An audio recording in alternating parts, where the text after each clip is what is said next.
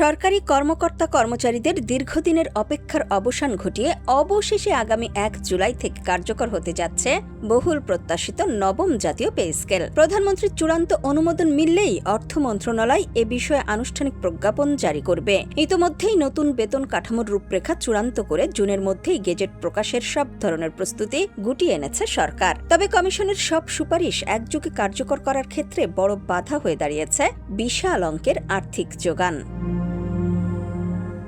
অর্থ ও পরিকল্পনা মন্ত্রী আমির খসরু মাহমুদ চৌধুরী জানিয়েছেন, ২০২৬-২৭ অর্থ বছরের শুরু থেকেই নতুন পে স্কেল বাস্তবায়নের লক্ষ্য নিয়ে কাজ চলছে। এই বিশাল খরচ সামলাতে আসন্ন বাজেটে প্রায় ৩৫,০০০ কোটি টাকার বিশেষ থোক বরাদ্দ রাখার পরিকল্পনা করা হচ্ছে। তবে কমিশনের সব প্রস্তাব একবারে কার্যকর করতে প্রয়োজন ১ লাখ কোটি টাকারও বেশি। দেশের বর্তমান আর্থিক সক্ষমতা বিবেচনা করে তাই একবারে পুরোটা না বাড়িয়ে ধাপে ধাপে বেতন বৃদ্ধির নীতিগত সিদ্ধান্ত নিয়েছে সরকার।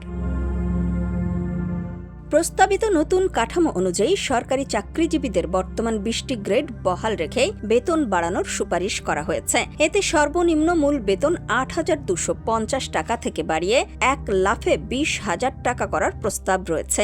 একই সাথে প্রথম গ্রেডের সর্বোচ্চ মূল বেতন ৭৮,০০০ টাকা থেকে বৃদ্ধি করে ১,৬০,০০০ টাকা নির্ধারণের কথা বলা হয়েছে। শুধু কর্মকর্তারাই নন, এই নতুন পে স্কেলের সুবিধার আওতায় আসছেন প্রায় ৯ লাখ পেনশনভোগী।